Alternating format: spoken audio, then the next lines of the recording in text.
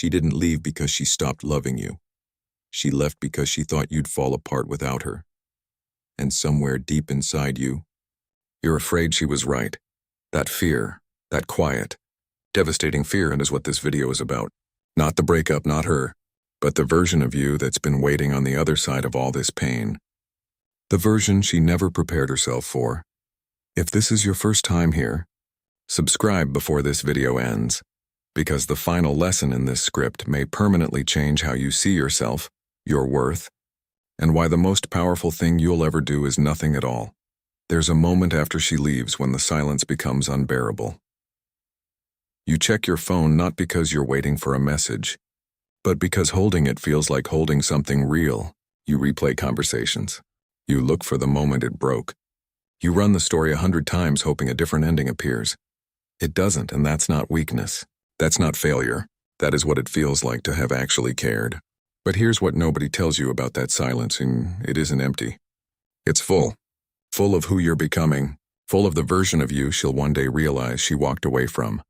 The Stoics understood something that most men today have forgotten. Marcus Aurelius, a man who ruled an empire, survived betrayal, buried loved ones, and still woke up every morning with dignity. He wrote this in his private journal, for no one but himself. You have power over your mind, not outside events. Realize this and you will find strength. Not power over her. Not power over the outcome. Power over your own mind. That's the entire game. And most men never learn to play it. Here's the hard truth that will sting before it heals. She didn't respect you as much as she loved you, and in the long run, respect outlasts love every time. You can love someone you don't respect. It happens every day. But you cannot stay with someone you don't respect, not truly, not deeply. Something eventually breaks. Something already did, and when it broke, you felt it. But you stayed. You adjusted. You made yourself smaller. You softened your standards and called it compromise. You swallowed your pain and called it patience. That's not patience. That's slow erasure.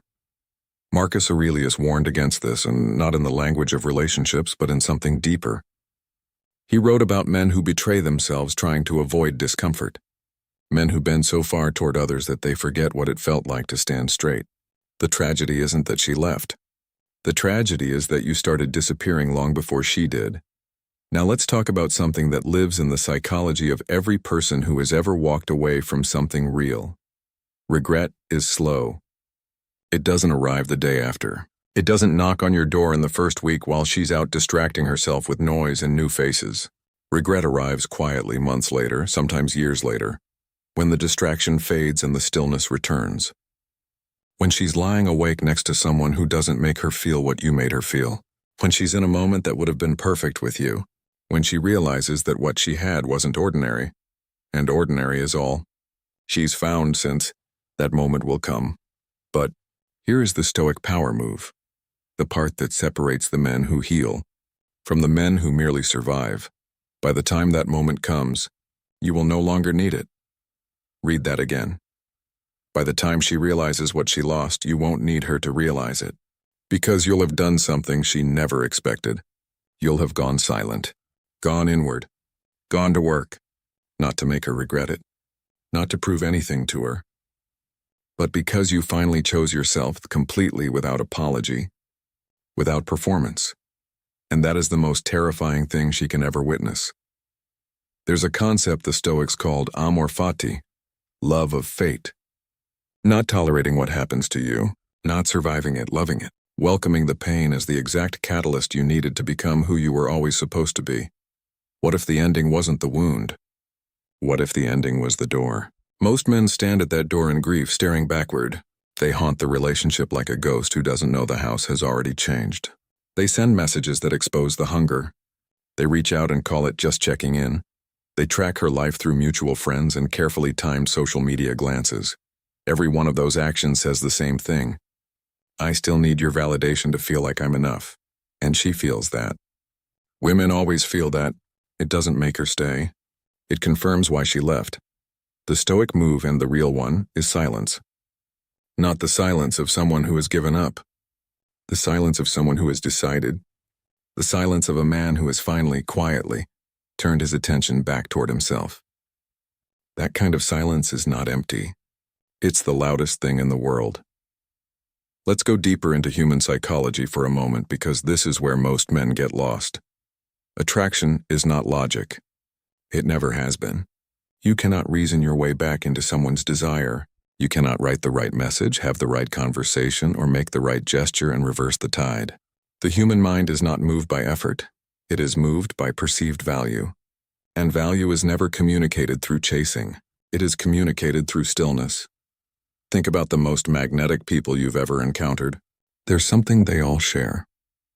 It's not looks. It's not success. It's that they seem genuinely complete without your approval.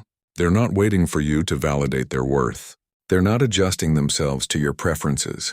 They are simply fully uncomfortably themselves. That is power. That is what she once felt from you.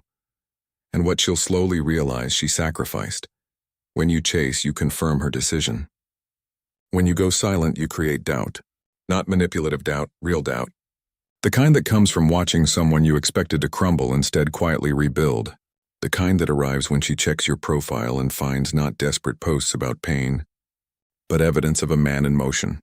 Growth, silence, discipline, evolution. That is the most honest revenge there is, and it's not even revenge. It's just your life, lived fully, without her permission. Marcus Aurelius wrote, "Never esteem anything as of advantage to you that will make you break your word or lose your self-respect." Self-respect. That word is either everything or nothing. To a man without it, begging feels like love. Obsessing feels like loyalty. Suffering publicly feels like proof of how much he cared. But to a man who carries it, genuinely carries it, none of those options are even available. Not because he doesn't feel the pain. He feels every bit of it. But because he has a line inside himself that he refuses to cross regardless of the cost. That line is what she misread as coldness, what she called emotionally unavailable, what she confused with not caring. But it was never coldness. It was dignity. And dignity, unlike passion, does not expire.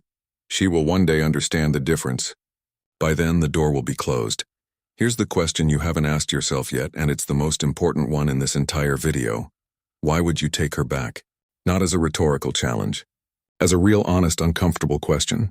Think about what it would take. She'd have to return. You'd have to accept. And in that acceptance, you'd be sending a message. To her, to yourself, to the universe, that your standards have a price. That your worth can be renegotiated. That the man she left is the same man she'd be returning to.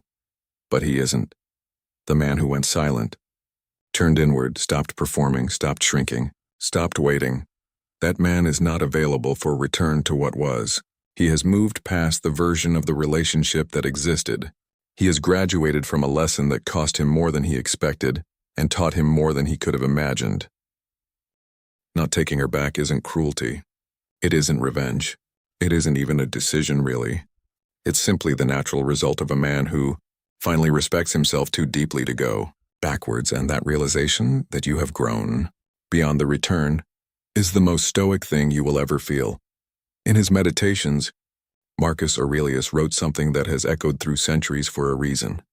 The impediment to action advances action. What stands in the way becomes the way. She was not the end of your story. She was the obstacle that became the path. The loneliness you feel right now is not a punishment. It is a classroom. The silence is not abandonment. It is the raw material of identity. The pain is not proof that you lost. It is proof that you were real, and real is exactly what you need to remain. Most men who come through this kind of fire don't come through it soft. They come through it quiet, focused, less tolerant of what wastes their time, more certain of what they value, more dangerous to mediocrity, more beautiful in their stillness, more powerful in their silence. That is who you are becoming, right now. In this exact season of discomfort, she will feel it eventually. The shift in your energy, the absence of your hunger, the presence of your peace. And in feeling it, she will begin to understand what she chose to release, but you will be too far ahead to look back. The final lesson. It isn't about her. It was never about her. It's about the man you're capable of being when you stop building your life around someone else's presence, when the grief stops being something you're in and becomes something you've moved through, when the silence stops feeling like loneliness and starts feeling like sovereignty, Marcus Aurelius ruled the known world. He also lost children, watched friends betray him, carried the weight of an empire, and still showed up each morning with discipline, dignity, and silence. Not because life was easy, because he had decided who he was. Make that decision, not for her.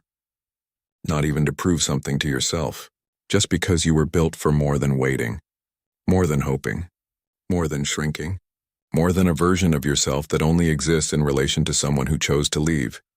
You are not what she walked away from. You are what she'll one day realize she left behind. Go silent, go inward, go forward, and never look back. With that said, thanks for watching, and until next time.